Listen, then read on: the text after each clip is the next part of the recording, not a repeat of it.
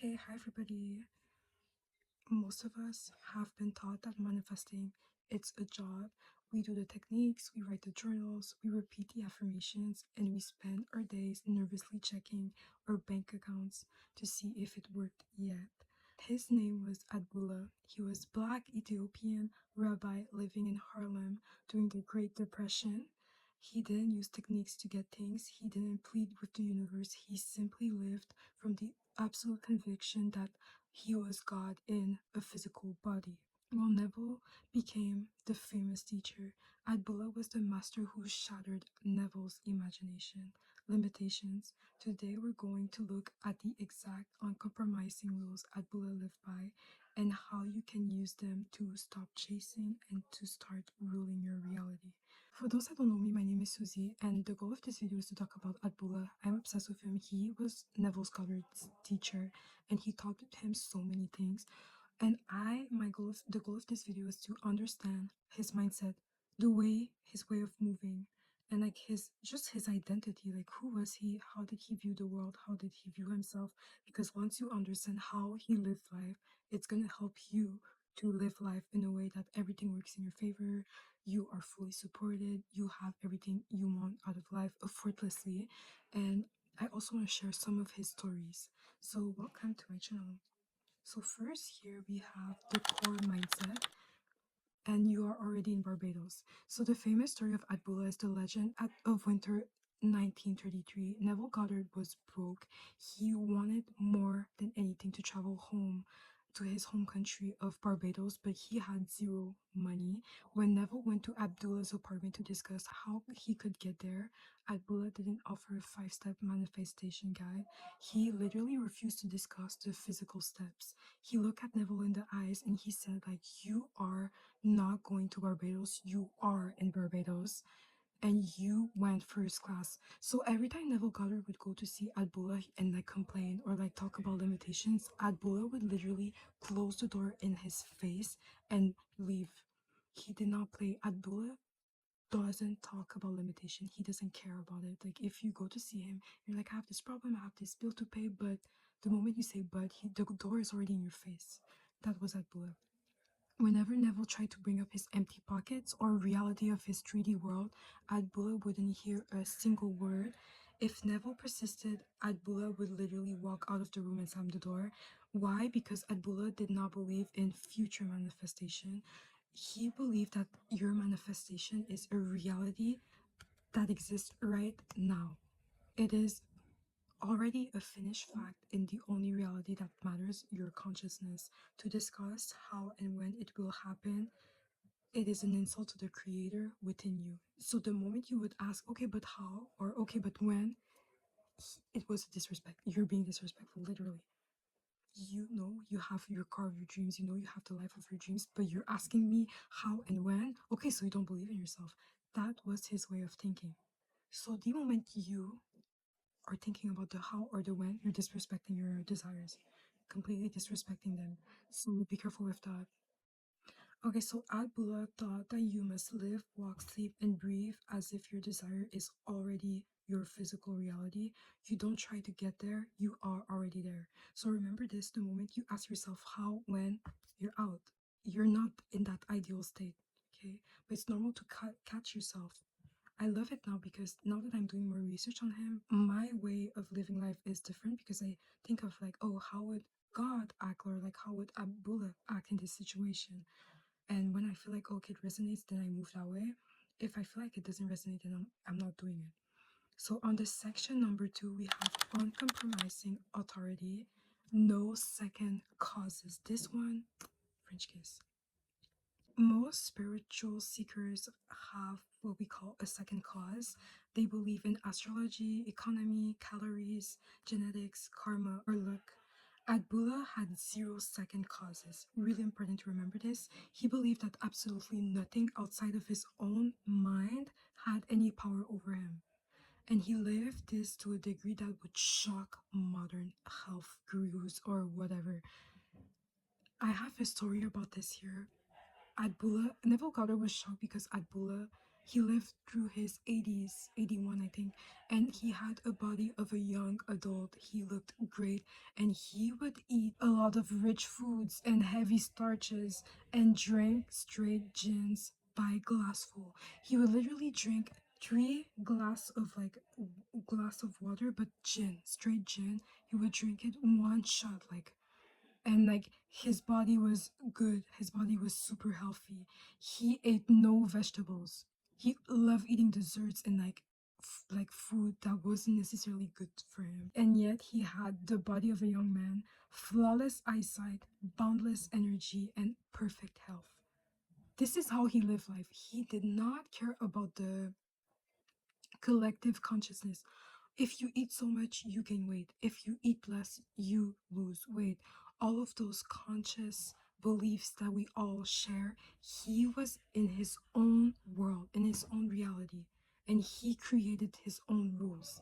This is how Abdullah was ahead of his time. This was in 1933. I have so many stories. We're gonna have to dive into it, but he didn't care about the calories. Oh, but if you eat a lot of butter and this, then you're gonna get. He did not care. He created the rules, and for him, every food that came in his mouth, every alcohol of that, he would bless it. He would be like, "Oh, thank you for gratefully nourishing my body in a way that's healthy." That was his way of thinking. So when Neville asked him how he could treat his body this way without getting sick, Abdullah gave a response that should be written on every mirror. You cannot poison the temple of God. Nothing you put into the body can defile it. It is only what comes out of the heart of man that defiles it. He lived in a state of absolute zero guilt nonchalance. He knew that food and drink had no power on their own. He would also see food and drink as a shadow. He wouldn't see, and an object. He wouldn't see it as power. If you believe food will make you fat, your belief makes you fat. If Abdullah assumed everything he consumed turned into perfect radiant health, the physical mirror of his body had to obey. He was the law. Hello? I can, yeah, he was the law. I love this phrase. I started doing EFT tapping, and I am the factory, not the product. Everything starts from me, from my body, from me here. Nothing starts from this or that or the people. It all starts here. You're successful here. You're rich here. You're hot here. Everything starts here. You have to understand that. There's no rules. And I'm realizing how when you go on social media and you look at people commenting, people sharing their stories, people sharing their beliefs, we're all sharing beliefs and assumptions. If you do this, you're gonna have this. If you eat this, you're gonna have longer hair. We always listen to information and then we go in the comments, oh no, if you eat bananas, you're gonna have longer hair. And then you take beliefs, oh, and then you see how life works. You need to stop looking at the out world, your bank account, your result. You need to stop looking at what's external and you need to start looking at what's inside of you. Abdullah said that he doesn't care about the other world. He doesn't care about circumstances. He doesn't care. He is the one creating it. So for section number 3, we have regal dignity in a world of limitation. Now let's talk about the physical world. In the 1930s in America, it was an era of deep systematic segregation and brutal discrimination. Yet, Neville repeatedly noted that Abdullah moved through New York City like an absolute king. Abdullah is black, he's Ethiopian, and at that time, people hated the blacks. They treated them like low class and all of that. Abdullah didn't fight the system, he simply ignored it. He would walk into the most exclusive, high-end, white-only establishments in Manhattan with the absolute passive assumption that he belonged there. He didn't act defensive. He didn't try to prove himself. He just wore the identity of a sovereign ruler. And because his inner state was so commanding, the physical world bent to accommodate him. High society figures, wealthy businessmen, and leaders would seek him out in Harlem, playing him handsomely for his mystical powers, for his mystical wisdom. He never faced the limitation of that era because he refused to house the concept of limitation in his consciousness. This here is for advanced manifester. I hate that word manifesting because it's literally just living your. It's literally just being your full self. I hate the word manifesting because you already have it. You already have it. But all of this to say, I relate to him because I'm also black, and like I feel like black people, we constantly talk about race. Oh, it's racist, race this, race that, blah blah blah. Discriminate. We people constantly talk about it. So what happens when you constantly talk about it? You attract it. You attract it more in your reality. You experience racism. You experience it, and it's annoying. I rather just let it be and focus on the things that I can control. You see. So it's the same way he just ignored it. He just turned his back to it, and he would ignore it. In his reality, it doesn't exist. If it doesn't exist in your reality, why are you putting your attention on it? It doesn't exist. Anyway, this is for advanced people. A lot of people that love thinking like the collective consciousness would be like, no, if you look at reality, if you look at statistics, if you look over there and do, that's why they get offended when you say stuff like that. But you have to let them. It's fine. Section 4, the power of it is finished. Abdullah didn't spend hours pleading, begging, or doing endless rituals to manifest. He would state his claim, feel the naturalness of it, and completely drop it. Neville observed that once Abdullah accepted his state, his mind was closed to any other possibilities. He would check for results. He wouldn't worry. He lived in what the mystics called the Sabbath, the state of total, unshakable rest. He knew a fundamental secret: you are the factory, not the product. The money, the luxury, the cars, the exquisite treatments, those are just the physical goods rolling off your inner assembly line.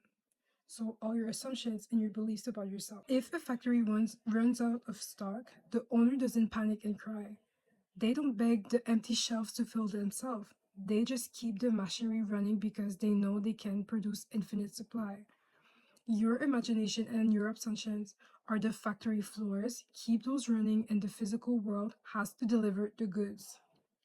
So, in other words, you are source. You are the one creating everything. You are the one smiling in the mirror. So don't worry about like, oh, but am I gonna miss? No, because you're the one who creates it. But you have to be in that state. For example, money. Abdullah knew he was provided for. He knew it all the time. He was provided for. I have another story for that. Oh, yes, okay. So, yeah. So now we're on sections 5. And this is all the good stories that I need to talk about. So let's dive in. Story number 1, to really understand how this works in his daily life, we have to look at the personal stories Neville shared about him. Abdullah lived in a beautiful, spacious apartment in Harlem. He didn't have a regular job in the traditional sense, yet he lived in absolute luxury. How did he do it? Neville tells us that Abdullah would sit in his armchair, close his eyes, and assume that he was being taken care of by the infinite source of the universe. He would imagine himself receiving exquisite gifts, grand financial support, and top-tier treatment from those who valued his mind. And the universe complied. One day, a wealthy student of his came to his apartment and out of nowhere handed him the keys to a brand new luxurious car, along with a personal driver to take him wherever he wanted. Abdullah didn't jump up and scream with shock. He smiled, thanked the student warmly, and accepted it as a perfectly natural extension of his identity. Another time when Neville was struggling to understand the Bible's esoteric meaning, Abdullah would take him to the theater. They sat in the most expensive seats in the house. When Neville asked him how he got the tickets during a depression, Abdullah simply smiled and said, "The Father knows what we have need of before we even ask." He didn't buy the tickets through struggle. They were gifted to him by someone who felt a sudden irresistible urge to bless him. He didn't chase the world chased him. And there's other stories like, I also saw a story that like a guy paid his luxurious penthouse in New York, one of the richest places there at that time, and he paid until he died for him. That's crazy. It's not even crazy, it's just fun. Okay, here's another story. During the height of Jim Crow era segregation in the 1930s, Abdullah, a proud black Ethiopian Jewish mystic, frequently went to New York Opera. Despite intense racial barriers, Abdullah refused to sit in the segregated sections. When Neville offered to buy him a ticket, Abdullah refused. He simply walked into the theaters, emanated an immense, calm sense of self-authority, and sat in the front row completely undisturbed. Because he lived in a consciousness where discrimination could not touch him, the physical world conformed to his assumption of being welcome. Another one. In 1931, a friend finally convinced a highly skeptical Neville to attend one of Abdullah's lectures in Harlem. Neville had never met this man in his life, yet as he walked into the room, Abdullah looked directly at him and said, "Neville, you are 6 months late. The brothers told me you were coming, and I've been waiting for you." Abdullah had already foreseen Neville's arrival and his role in carrying on the teaching years before they physically met. And now today, like, we all know that Abdullah was Neville Goddard's mentor, so all his knowledge came from him. That's crazy. Another story is that Joseph Murphy, the writer of The Power of Your Subconscious Mind, also studied Hebrew and scripture under Abdullah in Harlem during the 1930s. Upon the very first meeting, Abdullah took one look at Murphy and flatly told him, "You come from a family of 6 children." Murphy immediately corrected him, stated that he was one of 5 children. Abdullah smiled and insisted he was wrong. Intrigued, Murphy later contacted his mom in Ireland, who confessed that she had indeed given birth to another son who died stillborn hours after being born, after birth. A family secret that they never spoken of. Yeah. So then we have the story of like him eating rich amounts of food, regularly drinking gin, but yet he lived his perfect life and he had like an ordinary body. He ate whatever he wanted, no vegetables, yet his body was tea.